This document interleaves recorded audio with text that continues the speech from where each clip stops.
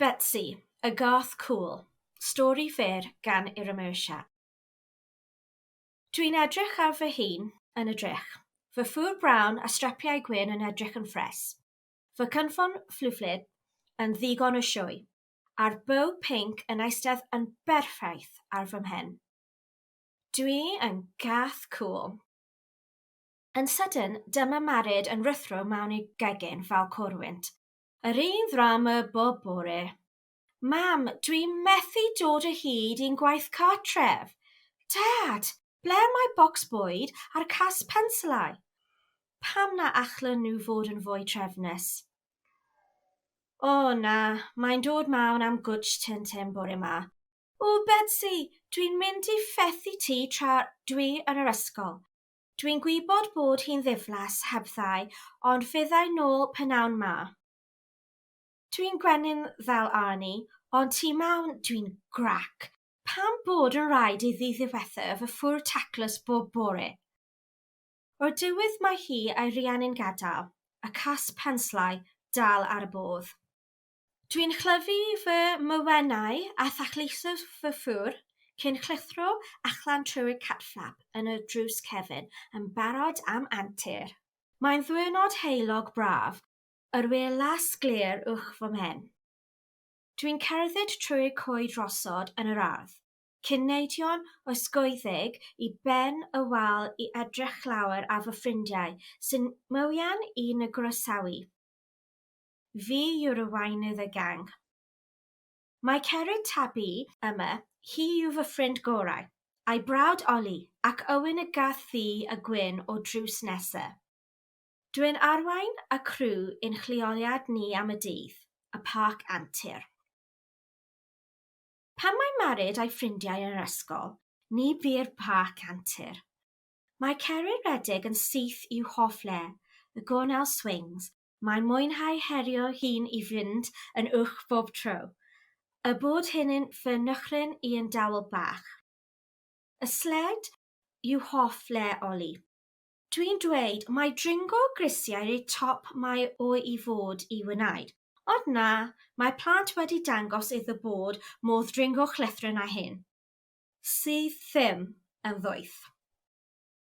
Dyw Owain ddim yn un am y reids. Mae'n welch ganddo greu anto a'i hun. Wrth ddringo coed y cheisio dal yr adar sy'n canu uwch ein pennau. Y merry-go-round yw fy hoff le i, ond na, dwi ddim yn hoffi pan mae'n symud. Mae'n le da i ymestyn a thoheilw. Wrth orwydd yno dan olau'r haul dwi'n syrthio i gysgu. Yn sydyn, dwi'n cael fy neffro gan ffrigyn yn taro bo ar fy hen. Dwi'n agor fy chlygaid a pwy sydd yno stalcien uwch fy men, ond Dawi Drwg. Marid sydd wedi ei enw Dawi Drwg. Ystym ryfedd, dwi wedi ei weld yn tynnu ei gwellt, yn ei baglu ac yn gwneud hwyl am ei phen nes ei bod hi'n crio. Mae Merid mor anoel a hwyliog, pam bod y bachgen smotiog yma'n pigo Arnie. Mae'n sefyll yno'n ffigothiol yn ei wisg ysgol, gyda changen yn ei law. Pam bod o ddim yn yr ysgol yn chleith i feddau fy amser i? Mae'n siŵr nad oes neb wedi sylwi bod o ddim yno. Yn wahanol i Marid, sdim clawr o ffrindiau gan Dawi Drwg.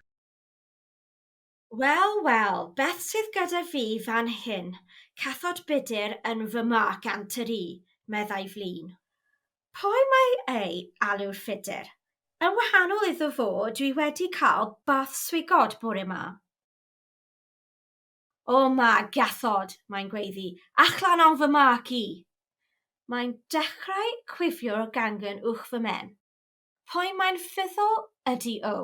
Mae o wedi pigo ar y gath yn gywir.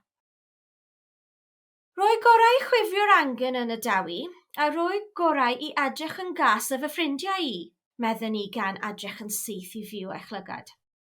Mae fy ffrindiau bachlach yn sefyll tu ôl i fi, ac mae Dawi'n sefyll yno gegrwth erbyn hyn. Ti, chi'n gallu siarad? Meddai mewn syndod.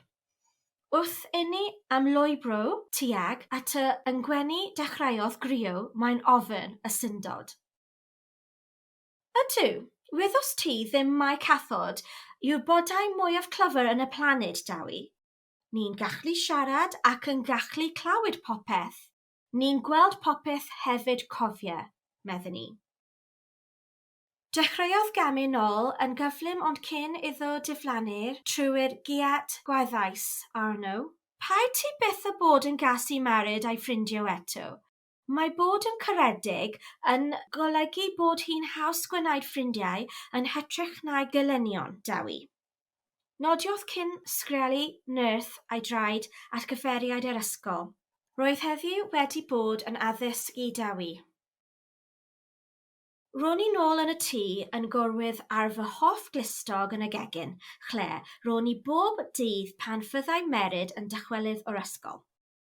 Roedd hi'n edrych mor hapus heddiw yn sgipio mewn cyn cipio fi yn ei brechiau a'i dansio gyda fi yn ei dwylo.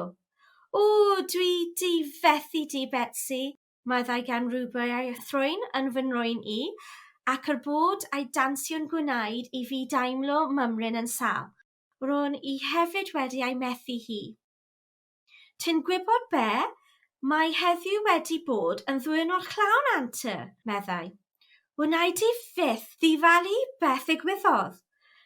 Daeth dawi ataf yn y maes chwarae y prynawn yma, ac yn hytrach nathon ni fy'n gweld, ymddiherodd am fod mor gas. Roddodd baced o ffotomau siocled i fi hefyd, a dweud bod o am fod yn ffrindiau. Pa mor cŵl yw hynny? Oedd, roedd hynny'n cŵl iawn, meddylias yn dawel. Dwi'n methu aros i rannu'r cyfan gyda'r gang ar ein antur nesaf ni yfory.